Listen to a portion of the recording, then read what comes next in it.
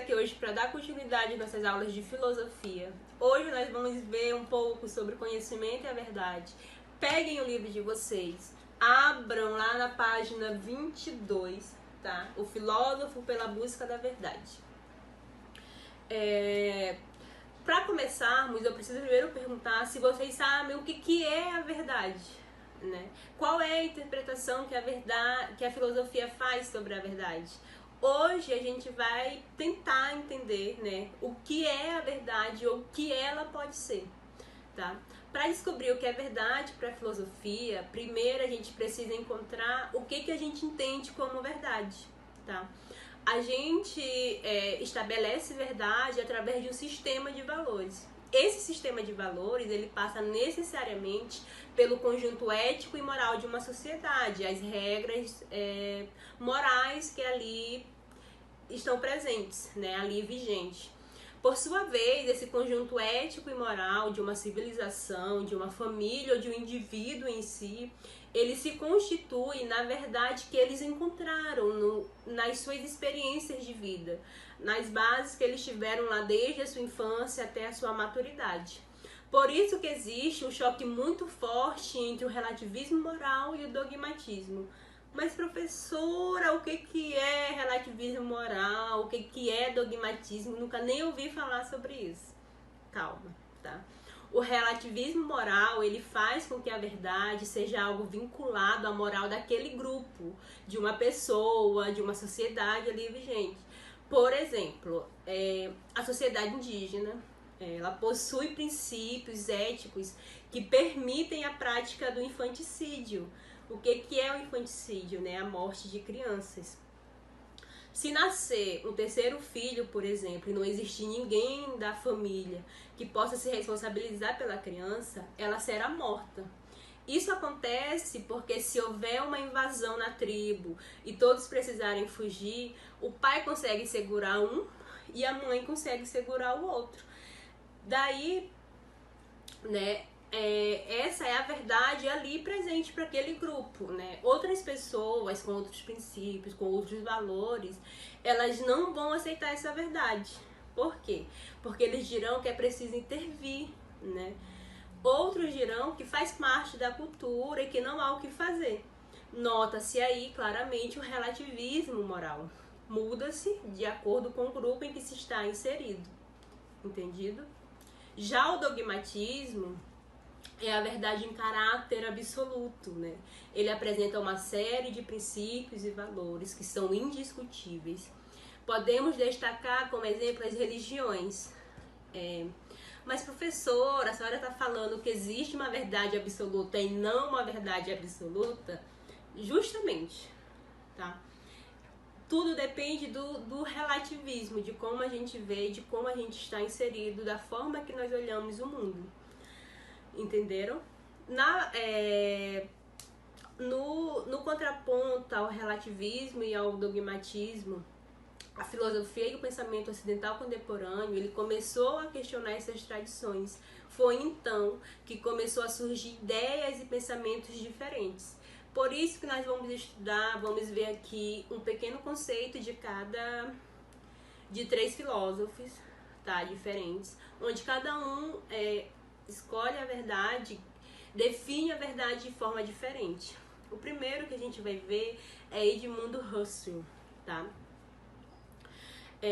Edmundo Husserl foi um filósofo alemão, né? Ele vai dizer que a verdade, ela se dá através dos fenômenos que são observáveis, perceptíveis e sensíveis.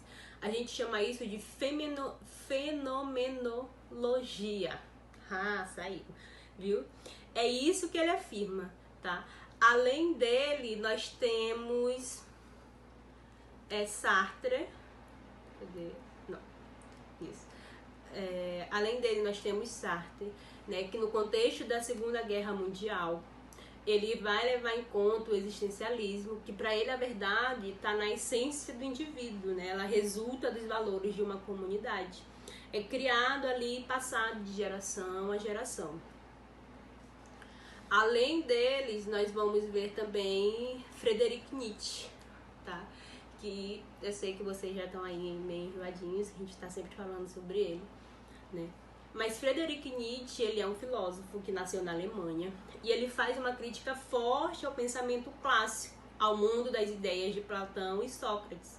Ele vai defender que a verdade não existe. A verdade para Nietzsche, ela é uma ilusão, é uma enganação que tomamos como valor de verdade e serve para manter os nossos corpos adestrados, já que ela é aquilo que trava as nossas ações, que pontua os nossos julgamentos, que define o que vale a pena ou não ser levado a sério.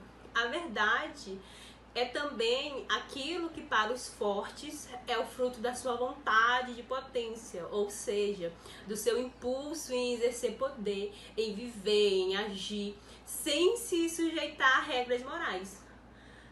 Ou seja, a verdade ela é uma imposição daqueles que exercem poder. O valor da verdade, ele nasce das oposições que se formam entre diferentes classificações e valorizações que se dá para cada classificação. Deixa eu explicar. O sujeito, ele quer ser honesto em oposição ao mentiroso, né? Temos ali o honesto, temos o mentiroso. Não porque a honestidade é boa em si, tá? Mas porque ser honesto carrega consigo uma série de vantagens em relação a ser mentiroso. Um sujeito honesto, ele é bem visto na sociedade, enquanto o mentiroso não, né? Se você tem alguém, um honesto e um mentiroso, e chega para comprar um livro de você para pagar a prazo, você com certeza vai preferir vender para o honesto, enquanto para o mentiroso você vai negar aquilo, vai dizer que não pode vender, que não vende, não é certo? Nietzsche, ele descreve que no mundo, antes da necessidade coletiva de comunicação e socialização, o intelecto, ele é um meio para a observação do indivíduo. Ele desdobra suas forças, pois este é o meio pelo qual os indivíduos mais fracos, menos robustos, se conservam, aqueles aos quais está vedado tratar uma luta pela existência. A realidade é que o fraco expõe, ela é composta por dissimulações criadas em seu intelecto. Ele dissimula para poder conviver, para poder sobreviver. O intelecto, ele é uma maneira de conservar a própria vida, tá? Além dele, de Nietzsche, nós vamos ver também Michel Foucault, tá? Michel Foucault, ele é um filósofo contemporâneo francês. E ele vai dizer que para ser verdade, ela precisa ser livre, né? Ser totalmente livre. Ela não pode estar vinculada a uma institucionalização, né? A língua sempre enrola. Porque desta forma, a verdade ela será manipulada, ela gera ali constrangimento, gera formas de comportamento. Marilena Chauí, ela chamou tudo isso de atitude filosófica, né? A não aceitação de certezas e crenças já estabelecidas. Por quê? Porque o papel da filosofia é buscar a verdade. No entanto, a grande questão é que seria possível atingir a verdade em uma sociedade que é dominada por uma grande quantidade de informações, né? Onde muitas dessas informações só servem aos interesses do mundo capitalista.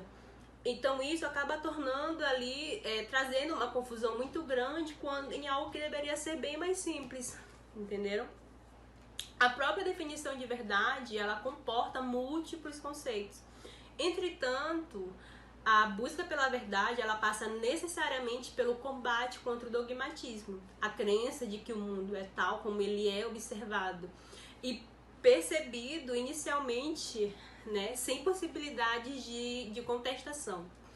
Neste sentido, a atitude dogmática ela é conservadora, ela evita novidades e modificações, enraizando ali crenças e opiniões que conduzem muitas vezes ao fanatismo. É daí que vem o fanatismo da pessoa só conseguir ver aquilo que ela quer e não levar em conta as outras informações que tem ali ao seu redor. A nossa ideia contemporânea de verdade, ela foi construída ao longo de séculos, desde a antiguidade, misturando com uma concepção grega, latina e hebraica. Em grego, a verdade ela significa aquilo que não está oculto, né? O não escondido. ela manifesta aos olhos e espírito, tal como é, né? Fica ali evidente a razão. Já no latim, verdade é aquilo que pode ser demonstrado com precisão. Refere-se sempre ao rigor, à exatidão. Assim como a verdade, ela depende da veracidade, da memória e dos detalhes, tá? Em hebraico, a verdade, ela significa confiança. É a esperança de que aquilo que será, de que aquilo que é, ele vai ser revelado, irá aparecer por uma intervenção divina. Terá sempre ali alguém para interferir. Em outras palavras, a verdade, ela é convencionada pelos grupos que possuem crenças em comum. A união destes conceitos fez, por exemplo, com que Tomás de Aquino ele terminasse definindo a verdade como uma expressão da realidade. A concepção entre nós, né, entre o senso comum até hoje. Na filosofia, tem uma designação tradicional na verdade, né, que diria que é aquilo que permanece inalterável, né, a qualquer contingências, a qualquer conceitos, tá? O senso comum é o que traz um problema, porque assim, o conceito tradicional de verdade, do ponto de vista do senso comum da filosofia, ela contraria o objetivo da filosofia, que seria o quê? Uma busca pelo que está oculto por trás das aparências, tornando a verdade relativa e provisória. Em outras palavras, a verdade espelha aquilo que é. O problema é encontrar a essência do que as coisas são, adquirir certeza incontestável sobre algo, o que geraria uma atitude dogmática. O grande problema é que a verdade ela não possui um significado único, não é algo ali definido para sempre e acabou, tá? Ela acaba sendo influenciada por inúmeros fatores. Descartes, ele nos disse que a construção de um sistema filosófico ele configura uma verdade dogmática. Por quê? Porque ela se contrapõe a outras verdades. Nesse sentido, em filosofia existiriam várias verdades, todas possíveis, desde que exista ausência de contradições. Se eu falo algo e não tem mais nada que contradiz aquilo, então aquilo é verdade. Entendido? Na filosofia, nas ciências humanas, os paradigmas, eles coexistem. Eles vivem todos juntos, eles não se anulam, tá? Então, conhecer o pensar, né? O que é o conhecimento, ele é uma certa conformidade, né? Seja de relação, de semelhança, de adequação entre o espírito e o mundo.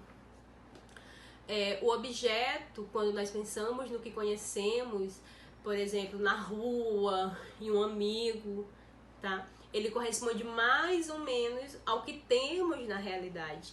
Esse mais ou menos é o que diferencia o conhecimento da verdade. Entendidos?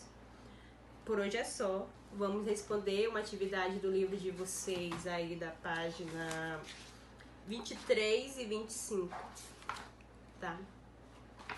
23, 25 e 27. E até a próxima aula. Beijo.